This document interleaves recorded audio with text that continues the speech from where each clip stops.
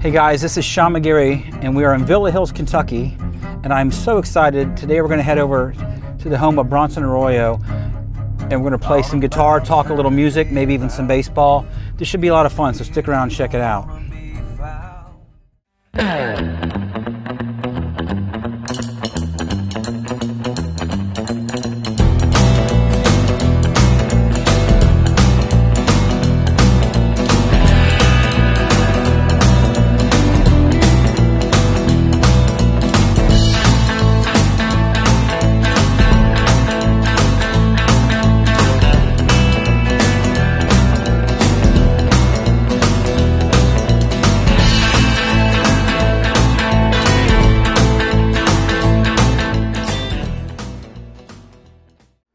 So this is a song off your new album, right? What's the title of this is called Why'd You Have to Go and Break Her Heart? Let's do it, man. All right. Is that cool? Yeah. All right.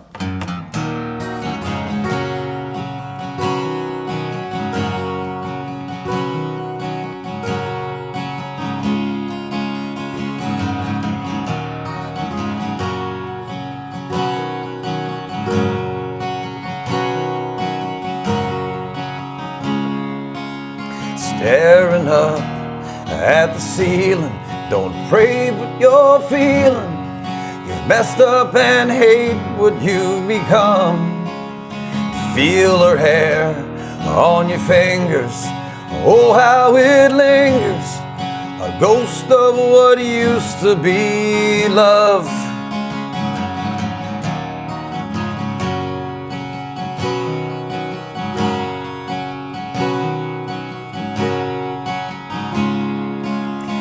Feel your bed getting colder over your shoulder.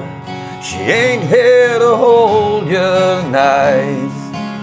And there's a well on the corner where you threw all your quarters, wishing her back into your life.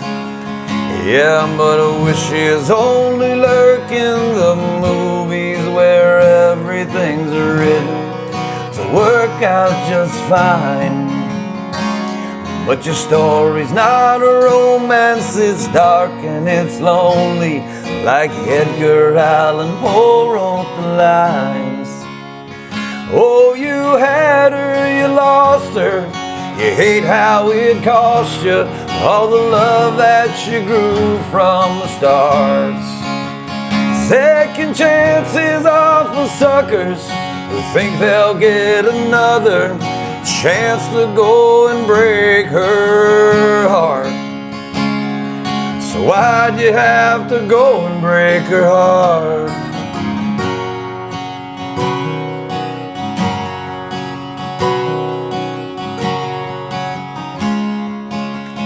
Oh, you thought that you saw her like a heart in cold water, shaking with chills in your bones. Was it love or regret that had you scared half to death, that you might have to pay for all your wrongs?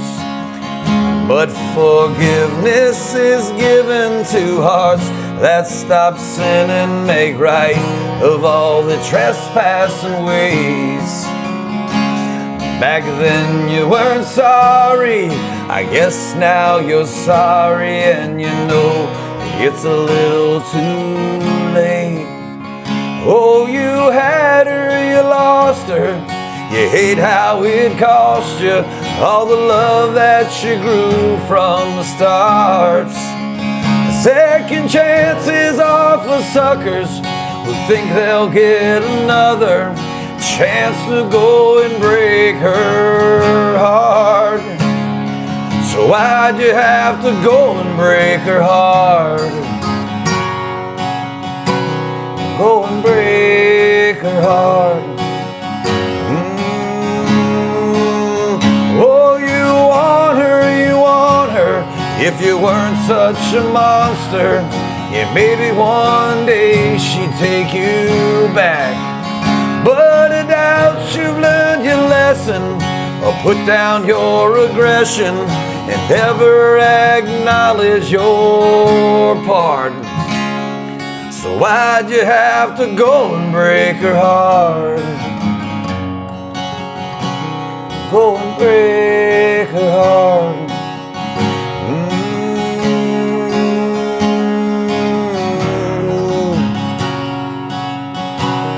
Go and break her heart. Man, nice job. That was fun, man. That is awesome. Thank you, brother. That's so cool because you know those parts were written by my buddy Clint at his house in LA, and I haven't seen him perform them. So just watching your fingers was really Well, I was cool. trying to comp the the slide. Yeah. Bronson, good to see you, buddy. Yeah, man. Thanks so much for having me. This is a great pleasure. Yeah, thanks. Dude, I got to ask you about this new record. Life Lessons just came out about 2 weeks ago. Is that correct? Yeah, it's been out for maybe a week, 10 days, something like that. Let's talk about it because it's a great record. How did you get involved in wanting to write a record, first of all?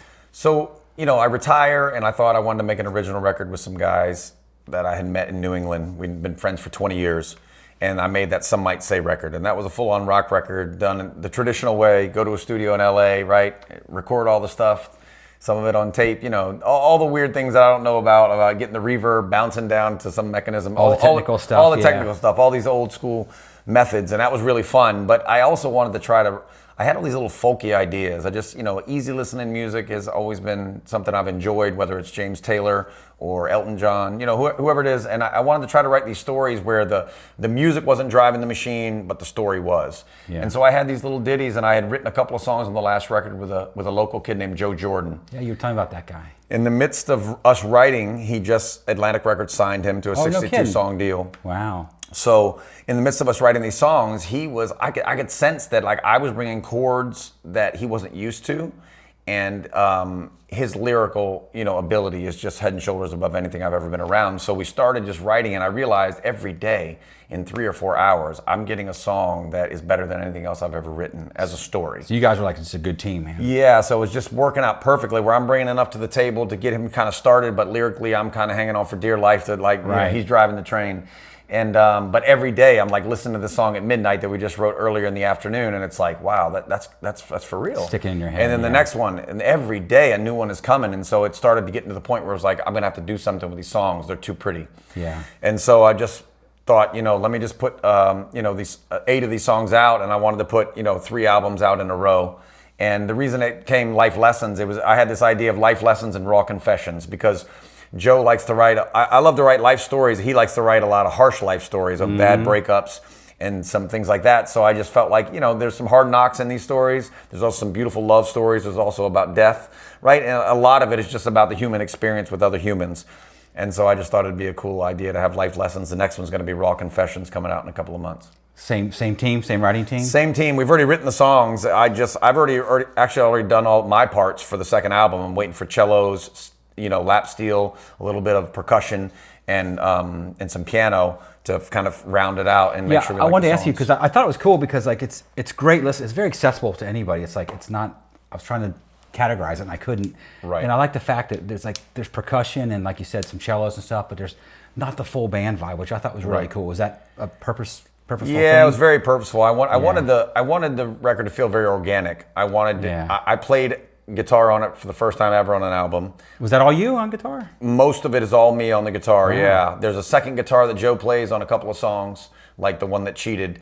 But for the most part, it's just me, and it's like my style, which is, you know, is not that great to listen to, but I wanted to see what would happen with the production around it. And I was pleasantly surprised that it all worked. Yes, very cool. And, you know, in the beginning of like, you know, this kind of love, you can hear me just picking myself. It's almost like somebody who doesn't play the guitar that much. You're sitting around telling your story. But I had this record by the Lumineers where there's a little bit of a demo at the end of the song Cleopatra. Yeah. And great song, by the way. And he says, I'm going to play this to you like I'm in a bar, like I'm a little drunk, and I'm dead on the vocal, but I'm a little sloppy with the guitar. And that's always stuck with me a little bit, right? Because it's like, if you're telling a great story, you don't have to be nails on the guitar. If you slow it down a little bit, let it breathe a little bit. Man. And I wanted to have a little bit of that element. And so I wanted people to feel the realness in it. And so I was just going to build it from my voice and a guitar. And then whatever we were going to layer on top of that, I didn't want it to be too much. I just wanted to enhance the music and the beauty of it, but I didn't want it to feel like I was fighting the compression to hear the story. Do you have any plans of doing like live shows? I know you do your cover thing in town. Yeah. But do you want to do live shows with your original stuff at all? Or I'm like not sure. I would love to, but it's always, it's always hard with like production and stuff. So I don't know. I'm gonna put the second record out and then possibly get to the third one. Once the music's all there, I think there's going to be a chance, because the piano player, the lap steel player, and the cello player, it's a husband and wife team. Okay. So if I could just get them two out here, I'd have Joe in town, I'll have CJ in town. And Chris Lambert worked with you on Chris that. Lambert, Great, exactly. great so musician. basically that's all. Everybody who's touched it is right here in this And Brent bubble. played on it, didn't he, Brent James? Brent played on the harmonica a little bit. Yeah. So Yeah. Brent played on it, and that was fun to have him on that, on Just a Tree. I love the way that sounds. And actually, there was a couple other songs I wanted him to play the harmonica on, but I had written them in keys that harmonica won't work for. And I had no idea that E flat was a terrible key for harmonica, so it doesn't work that often. So we put lap steel on those instead. But yeah, I love the lap steel effect. That's really good. Yeah. It's so cool. So I think I will play some live shows, but I don't know how many it'll be. It might be more of a situation where, like, let me get everybody in town, really rehearse something really beautiful for a stage, and put 300 to 500 people in a theater and film it and make it something that would be worth watching in the future. Really, for me, music doesn't start until I pick up an acoustic guitar at age 22. I'm listening to music, and at 15, 16, 17, Pearl Jam, Stone Temple Pilots, Dave Matthews, Bush, Live, all that early 90s stuff is turning me on for sure. And I'm probably singing along in the car, maybe that. Yeah. But then I sing karaoke a couple of times, and I think I got a decent response from that. And so I think that carried over. So maybe I do want to try a guitar. And so it was in the minor leagues when I picked up a guitar and tried to hack my way through it. I can remember being 23 years old. I'm in the big leagues for the first time in 2000 with the Pirates. And I remember sitting on a rooftop jamming the guitar at night and by myself and thinking, I don't know where or when, but music's going to be a part of my life forever, and someone's going to sit and listen to me someday. It might be 5 people in a bar, or it might be 500 people somewhere, but I knew it was going to be around. Like, there was no way that it was going to disappear. It's just you got bit by that bug, man, which happens to all of us. And it's so amazing to me, man. I'm sure you get asked this all the time, but like the fact that you won a World Series, you won a World Series. I mean, it doesn't get any bigger than an athlete. It's crazy. And now you're making records. You're selling out shows. I mean, how cool does that feel to like go from one thing and be hugely successful to this? Right. Which, Yeah. It feels, for me, it's like I think there's working on a craft is the beauty of it, right? People say all the time, like, you won that World Series. What did that feel like? And I say all the time, just before we won the World Series, 2 games before we won the whole thing, or 1 game before we won the whole thing, is the highest of highs. Because as soon as you win it, you're like, I just want to play another game, right? It's a bit of a letdown. You get to the top of Mount Everest, there's nowhere else to go but down. Yeah. So on the journey up, in the grind, I realized a long time ago was the joy in playing baseball, was being in the weight room every day and realizing we're going to do this day after day after day. And it never felt like work to me. And music feels very similar. Dude, I got to ask you about The Masked Singer. That's so exciting. How'd you get involved with that? They had been asking for a couple of years. I think they asked me 3 times over 2 years or something, but it just didn't work out in my schedule. And I don't know, like, being an athlete, playing music just in a band, I hear every single time we play locally, somebody walks up and says, I've never seen the band, had no idea what I would get, I thought it might be terrible, right? Because you just have this impression that you wouldn't be able to pull off 2 things. So because of that, I almost didn't want to do the show because I felt like it might be a little hokey. And but after writing 30 original songs that I knew were going to come out, and I felt like that would give me a little bit of exposure, for one, but 2, also having your own stories that you've told that feel authentic makes it where I could do something that's a little hokey and still feel like, hey, I've got the real goods over here. So it was a little bit of all of that, plus my schedule just happened to work out. And I had a ball doing it, really. I mean, 12-hour days sometimes were a little long, and like some choreography was a little weird, but anything in the singing realm seems to be fun for me these days. I got to ask you, The Mask, do you still have it? No, I tell you, I took a picture of it, and it's so cool. I just realized on Spotify, when you're playing your songs, like on iTunes, if you click on the bottom on the song, it'll bring up the lyrics. Oh, okay. On Spotify, if you click on it, you can actually have a photo back there. So on one of the songs on the album, I have the photo of the mask. That's it says awesome. Sherlock Hound. But Barry Zito asked if he could buy his. He loved the outfit so much, and they're made just for you. I mean, there's people tailoring the whole thing perfectly to your body. Right. So you'd think maybe they'd give it to you, but I think they probably repurpose them, or who knows? Maybe there's going to be like a Hall of Fame. Yeah, a Masked Singer Hall of Fame. Yeah. Who knows? So how'd you meet Eddie Vedder, man? You guys are pretty tight, right? Yeah, I wouldn't say we're super tight. You know, Eddie's a guy who can call up President Obama and Springsteen on a whim, so I'm probably decently low on his totem pole. But, you know, he loves baseball. And that's where the real connection is, right? Like, he absolutely loves the game. He grew up in Chicago, and he used to sit in right field, and he would get the little book with the pencil and keep the scorecard and everything. And he has a real history of, there's some old videos of him from way back in like 91 playing Chicago for the first time, and he's outside of Wrigley, and they found real grass from the field that they chopped up and put on the ground, and he took some of that home with him or something, you know, like the video's on YouTube. But, you know, he just loves baseball. And so we met in 2010. I got finally, because, you know, bands tour in the summer, baseball's in the summer. Yeah. So in order to catch a band in the wintertime back then, you just couldn't do it. Finally, Pearl Jam started touring in the fall a little bit. And this one year, it just happened to be an off day, though. They were in Columbus. And I went up there, and we got to hang. And it was me and my buddy Brian Harris, who worked in the clubhouse for years for the Reds. And everybody else said they had laundry or something to do that day. And I was like, are you kidding me? Like we got tickets to Pearl Jam, and you guys want to do your laundry? But that's how it is sometimes, you know, in modern times. And so I went up there, and it was me and Eddie and Brian, and we're just hanging out back there. And he's writing up the set list. And we got to chat we got to chat for a couple of hours and talking about baseball. And I remember we were talking, I said something about, he asked me something about pitching, and I said, yeah, I only get to toe the slab, you know, 32 times a year. And he said, what? Toe the slab? And I said, yeah, that's what they call the rubber sometimes, just toe the rubber, toe the slab. And he brought out a lyric book, and he wrote down toe the slab. No way. And, you know, who knows if that would ever show up anywhere, but, you know, just he's constantly thinking. You could see how his brain was operating on a whole nother level. And so then, you know, we slowly became friends after that. And then he called me up on stage one time in Orlando, and what a rush that must have been. Yeah, out of nowhere, just, you know, sitting in the crowd. You weren't expecting it? Not at all. I had ran into his brother-in-law and his What'd you sing? Wife. What song? We played Black. Oh, wow. We played Black together, but he just called me out of the crowd. It was like a movie theater, basically, right? You're sitting in the middle of the aisle, and he's like, you know, a buddy of mine, Mr. Bronson Arroyo from the Cincinnati Reds, why don't you come up to the stage? And I literally like shimmy out of my seat like you're in high school, you know, going to the bathroom, and the stage is like up to my neck, and I just like floated up on the stage, like just jumped up, and he whispers in my ear, he says, you know how to play Black? And I said, yeah, and he goes, I'll get you in 2 songs. Wow. And so I went off to the side stage, and I had a chat with his guitar tech, George Webb. And I said, what's he doing, man? He goes, I don't know, because he doesn't play these songs by himself ever. He doesn't play Black or even Floyd. He doesn't really play anything off the first record except for maybe Porch by himself a lot. Yeah. And so he plays what a rush. Unthought Known, and then he has me come out, tells a story about reading in the newspaper that I played at the Holy Grail during the playoffs against the Giants in 2012, and that I played Black.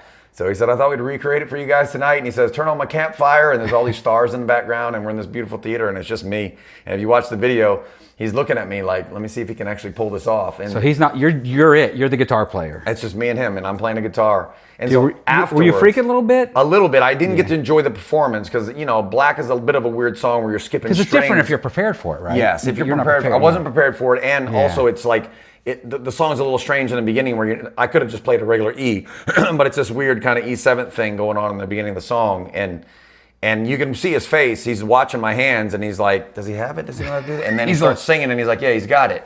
But afterwards, I said, how did you have enough guts to call me up on the stage not knowing if I could really play that with you? And he said, you know, I've heard a few things. I see a few things. He's like, I figured you could pull it off. Like, you know, like he had confidence in me. Had to make you feel pretty good. Oh, it was amazing. And then he at the end of that night, he handed me an envelope on stage, and I stuck it in my back pocket. And I actually had invited a friend down. This girl had been in the 10 Club since she was 10 years old, and I had met her in 2006. And she always said that, she knew more about Pearl Jam than I could ever dream of.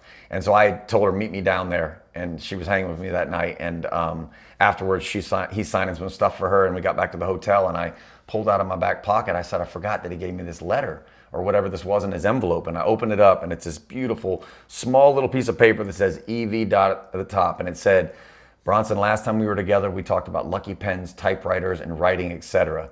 He said, I got this one in a hotel Santa Monica many years ago. What? This otherwise fairly ordinary writing utensil. And he said, I'm passing this one on to you. I know it's got some good juju left in it to write some good songs.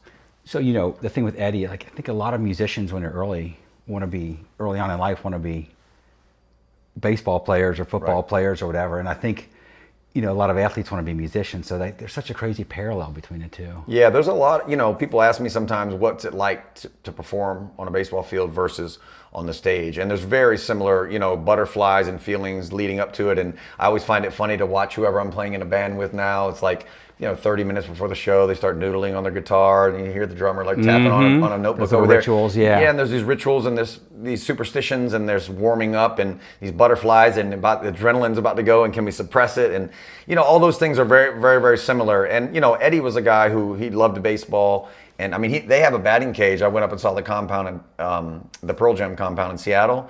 And I mean, he's got a batting cage that tells you how far you hit the ball and stuff. And, and he's like, hey, I was with Flea yesterday, and he told me that he hit a ball to the warning track in Cincinnati. Is that true? And I'm like, I'm gonna bring you the video. It's not true. and he's like, I knew it. There ain't no way you can hit one to the warning track. Out. Yeah. Hilarious. But he loves his baseball. And inside the Pearl Jam compound now, if you go, all the things he's ever gotten from players are up like behind glass, like in a museum. It's really cool. That's cool. Bronson, I did want to ask you, now that you're retired and, you could probably live anywhere in the world, but you stuck to live in Cincinnati. You chose to live in Cincinnati. Is there any particular reason why? It's a few reasons. One is married a local girl, right? Her whole family's here. It's nice for her to see her friends and family and stuff, and go to the gym and hang out with her mom. But also, as a professional athlete, people get traded. Teams move very quickly, right? So no matter how long you've played the game, you could have played the game for 20 years, but only stuck with each team for 2 or 3 years, right. And you never really have a home. Like, I can't just walk into the clubhouse in Pittsburgh right now and just walk in and have security go, hey, what's up, Bronson? Yeah. But I can do that here in Cincinnati. Yeah. I played here for 9 years. They put me in the Reds Hall of Fame in 2023. So I can walk into the locker room, not tell anybody I'm coming, bring a little stereo or a little speaker, play an acoustic set for 45 minutes before the game. The guys all walk by me before they go to the shower. What's up, Bronson? What's up, man? Do you do that? Yeah, absolutely. That's I do that. Cool. We eat a little food and clean some shoes with the clubhouse guys and talk trash to the old guys like Joey Votto if they're still around. And it feels like a place that's home. You're beloved in this town. Like, it's crazy. So I grew up in the Big Red Machine. And I want to ask you, too, like, if you didn't grow up in Cincinnati, do you realize how important that piece of history is? Does that really mean a lot to you? You knew who the Big Red Machine was. You knew who Johnny Bench, Pete Rose, and Joe Morgan were. Right. You didn't really realize there was a great 8, and you didn't quite realize it was back-to-back World Series and that Joe won back-to-back MVPs. It's huge, man. If you're from Cincinnati, like, yes. If you're my age and grew up in Cincinnati, it's like, it's part of who we are. Yes, and because of those guys being so friendly and coming back to the locker room so often, because I've played on other teams.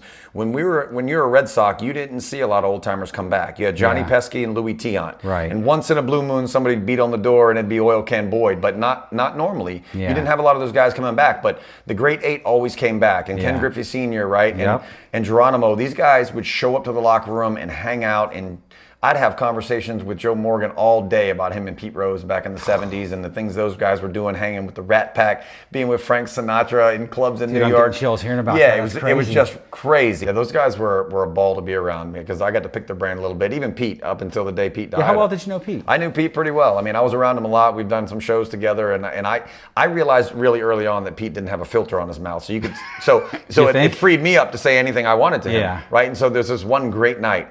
We're at the Green Diamond Museum, which for people who don't know what that was, it's shut down now, but it was like a men's private club up near Carlo and Johnny's. What was it called again? It was called the Green Diamond Museum. Yeah. It was right up in there going towards... I guess you have to be cool to be It was in Montgomery, right in there, and it was like a club you would pay a membership to. Okay. And then once a month, they would bring in, let's say, Mike Schmidt, Ozzie Smith, Bronson Arroyo, whoever, and they're going to speak, and it's like a mini Hall of Fame. Wow. So you'd have this beautiful dinner, and he had a collection of stuff that rivaled the hall. And so one night, Sean Casey called me, and it was at 2016, and he said, hey, where are you at? And I said, I'm in Arizona, but I'm about to come back to Cincy. And he said, Pearl Jam is opening up October 1st. First show is here in Cincy.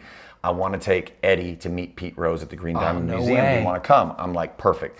So it's Eddie, Pete Rose, me, Sean Casey, Chris Welsh came. There was a couple of Was people. Eddie geeking on that?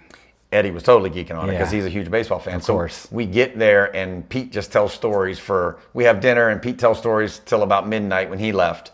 And then we broke out a guitar, and me and Sean wind up playing I'm playing a song, Eddie would sing it, then Eddie would play one, and I would sing it. And we were just going back and forth till I left there at 5:47 in the morning. What? And they were playing the next night. And the funny thing was, Chris Welsh was there for a little while with his daughter. And I was telling, you got to come to the show. You got to come to a show. You got to see a Pearl Jam show. This is going to be a spectacle, man. And so that night, Eddie, he smashes this beautiful white guitar on the stage. Boom, boom, throws it up in the air. Catches it, boom, boom, throws it up there and catches it again. And so at the end of the show, I said, Eddie, I've never seen you smash a guitar in a long time. Like, why'd you do that? He said, because you told Chris Welsh he was going to see the greatest show of all time last night. I had to do something. And so, dude, that's awesome. He's telling his great story too. He's also telling the story about, he goes, I banged it twice. He said, I threw it up in the air. And he said, when I threw it up, I go, this thing's going to hit me in the face. And he goes, and then I caught it. And then I threw it up again. But just to see the mindset of what was going on in that moment was cool. But we had a great night that night. And Pete was so vulgar in a way compared to what Eddie's used to, that he just couldn't believe the stories that he was telling. Like I was asking Pete just the most ruthless questions, and Eddie was just like, his jaw was on the ground because Pete didn't even flinch. Like it doesn't even matter. Anything you can tell us? Oh gosh, I'll tell you, his son was there. Pete Jr. was there that night. Yeah, he still lives in Cincinnati, doesn't he? Yes, and he said, he says, it must have been hard growing up with this guy here, huh? Eddie says, it must have been hard growing up with Pete as your dad, huh? And he goes, yeah, let me tell you a story. He goes, I'm in the minor leagues, I'm in AA. He said, I'm 0 for 16, I'm having a terrible week. He goes, I call my dad up. He goes, Dad, he goes, listen, I'm 0 for 16, man. I need some help. Can you give me some advice? He says, listen, you need to call Larry Boa because I ain't never had a motherfucking 0 for 16. And he's like, that's what it was like growing up with this guy. He's like, ruthless, but that's a great story. But it was great stories. I mean, Pete was super quick and witty. Yeah. Pete was really fun to be around if you were just there for a few hours, because the stories that would come out of his mouth were insane. And again, it goes back to just being part of that family. You know, you're part of the family, the legendary family now. And so you went on your terms then, right? You said I got to leave when I knew my body couldn't do it anymore, and it was nice to say. Tough decision. It wasn't a tough decision, because if my arm would have stayed in one piece, I would just kept pitching. But it didn't stay in one piece, and I got to retire in the uniform in the city I wanted to. And they gave me this beautiful send-off here at the stadium. I mean, they gave me a send-off that you would give to a true Cooperstown Hall of Famer like a Derek Jeter. Like, they gave me this. I came out on the field playing the Red Sox. The Red Sox came and honored me and gave me the 61 out of the green monster out of the scoreboard. The Reds gave me this handmade guitar, which is sitting over here. I should grab it for you. You should put this on here. This thing is beautiful. Oh, wow. Yeah, check that out. So that was made. So they gave me this rocking chair. They gave me this beautiful guitar handmade around here. He'd carved all this cool stuff in it, put all the old Reds emblems on it, put my initials up on top and on the bottom, the 61. I mean, this thing. How much is this made to you? Phil Castellini had this made for me, and it's just like, it's starting to crack a little bit here and there. He had to make this guitar in 6 weeks. Really? And they said normally it would take 6 months to do something like this. It's probably not in tune, but it's just a beautiful piece of artwork, you know. And I try not to play it too much because I feel like it's a little fragile. But you know, they treated me like you would want to go out in your career, you know, standing on the field where Eddie Vedder talks to me from the Jumbotron, and old players are talking to me that I've played with over the years that are in other cities now. And, you know, just sitting there watching Dick Williams as the general manager say thank you for what you've done in this city for the last decade. Would love for you to do another song, man. Yeah, let's try and... Well, I'm going to sit this one out. That's all. Since I don't know it. Which one are you going to do? Since we just played a sad one, we'll play a happy one. I'll play you This Kind of Love. So there's a lot of darkness in some of these songs. They don't feel dark when you're listening to them, but if you listen to the content, it's, you know, there's sometimes bad relationship stories, but there's some really pretty ones, and this one's nice, called This Kind of Love. So it goes, summer days wrapped in a haze, wrapped in your hazel eyes. Hear 'em say it's just a phase, young love ain't for life. I don't know if love's got legs, but I can walk you home until forever ends. Autumn nights, pretty leaves, bringing out your smile. Take you back to memories of when you were a child. I don't know what I don't know, but we should ride this wave. Let's see how far it goes. Nowadays, the honeymoon phase is all but dead and gone. have our fights, you say your shit, we get to moving on. I hurt you, and you hurt me. Forgive, forget, say la vie. 'Cause this kind of love ain't for the weak. It's a four-lane highway and driving at light speed. Let the seatbelt be your arms, let the airbag be your heart, and just let your love come crashing into me. This kind of love ain't meant for all. So give and take, some folks try and take it all. You only get what you put in, so I'll give you everything, and just let your love come crashing into me. I said, oh, I loved you from the start. Oh, I know the world gets dark. Oh, you always had my heart. You always had my heart. You always had my heart. This kind of love ain't for the weak. It's a four-lane highway and driving at light speed. So reach out and take my hand, 'cause I'll always be your man, and just let your love come crashing into me. Oh, just let your love come crashing into me. Oh, just let your love come crashing into me. It's crazy because, like I said, I mean, you went from top of your field in baseball, and like you're a legit musician, man. I mean, I know you know that, but you know, the average person may not think that until they hear it. It's like, oh, this former baseball player, football player, or whatever. Right.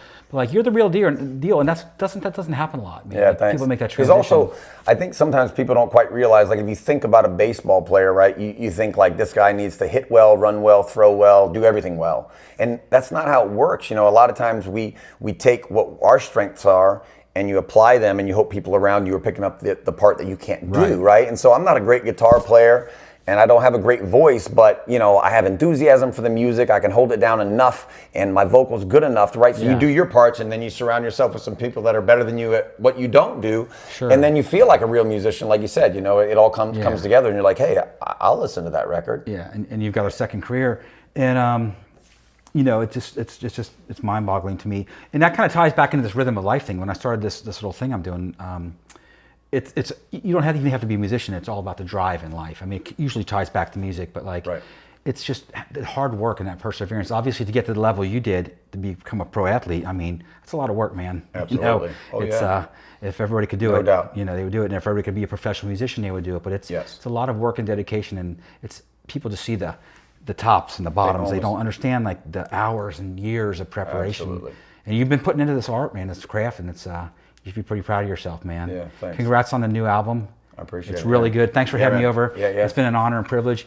And we got to get that mask for you, man. I know. We got to work on that. That's my goal, is to get that mask for you. Get the Sherlock Hound mask. Yeah. All right, brother. Yeah, thanks again, man. You guys, make sure you check out Bronson's new record wherever music's available. Right? Anywhere you find your music. Do you have physical like albums or anything? No, I'm trying to find a company right now that'll do a really good quality vinyl. I'm not going to put any CD out, but I love having a vinyl, you know. And people buy that stuff. I put the music out so fast that I'm kind of catching up to the vinyl right now. But I'd love to have, you know, to send people a Christmas present, you know, like next year, and be like, hey, here's a couple of records I just put out, and put them on the turntable and listen. Yeah. And I thought it was cool too, because 8 songs on each record I'm doing is kind of an odd number. It's almost in between an EP and an album, but 8 songs fits on an LP perfectly, right? 4 and 4, and it's like, I kind of like that. Yeah, it's great. So make sure you check it out. You won't be disappointed. Bronson, thanks again, my brother. Yeah, all right. That's a cool guitar. Yeah, Gretsch. I got that over at Mike's Music. And Mike's, Mike, we just did a video over there with Brent James. We shot our video over there. That's right. This is cool over here. Yeah, got to show you the old, you know, when you're a kid, you love watching movies like Goonies, and you're a Data fan. You either make a Rube Goldberg or you make trap doors. Dude, no way. Oh, this is dope. Yeah, you guys got to come in here and check this out. Oh, wow. Come back here. See, this is my dream, is to have one of these. This is the second one in my real life I've ever seen of a trap. Yeah, it's cool. It's like my little hideaway place. There was nothing down here when I got the house, so I wanted to redo it and make it a place where my friends could come and hang out and kind of be anonymous. Some of your friends that come crash, you probably don't want to leave, right? Yeah, it's kind of like, it's a little bit of a Jack and Jill, you know, with the bathroom, but We've got some art around. Hey, real quickly, does Sam ever come for days on end and come hang out? Sam hasn't been here for days on end, but we've got him over for sure. And this actually is the rocking chair that they gave me on the field for my retirement. Wow. And this is the case that they gave me. You know, this is James A. Willis there out of Nashville. He only paints these things for guys like, you know, that are in the Rock and Roll Hall of Fame, and he decided he would do one for Bronson Arroyo because I think he was either a Reds fan or, you know, because you don't realize, but Reds radio reaches all the way to Nashville. Of course. And so, you know, he made me this thing, and he said anytime I wanted to come, he would touch it back up if it got beat up or whatever. But I haven't used it because it feels a little bit like too self-promoting. Like I can't walk around with that case, and it's so beautiful. I didn't want to beat it up, so I kind of just left it as a nice art piece. Yeah, exactly. Yeah. So this is the chair, huh? Yeah, this is it. This is the one. May I? Yeah, it's got the name on the chicken. All right. Took me 22 years of playing baseball to get one of those rocking chairs. Speaking of people not leaving, Here we go. You're gonna be sorry you invited me over, buddy. That's nice. Oh, this is awesome, bud. Oh wow, this is so cool. So where's the other trapdoor? Do you have another one? Yeah, then you pop out this side here, and it's got, you know, here's some old school stuff here. Oh, check this is from 2006, the Power Tradition here. All the boys. Yeah. And these are any Pearl Jam poster that's in here is the shows that I've been to. That I would have grabbed one, and this one, this trap door here brings you right back out to the other side.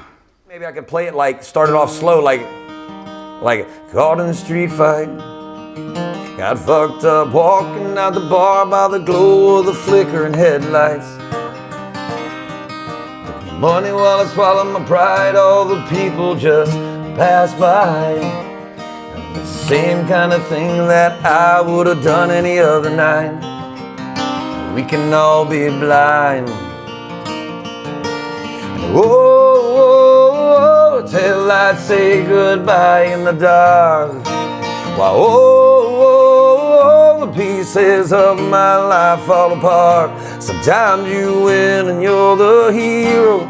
Sometimes you lose, it's all that she wrote. You're all alone, not a damn soul by your side. When you're caught in a street fight.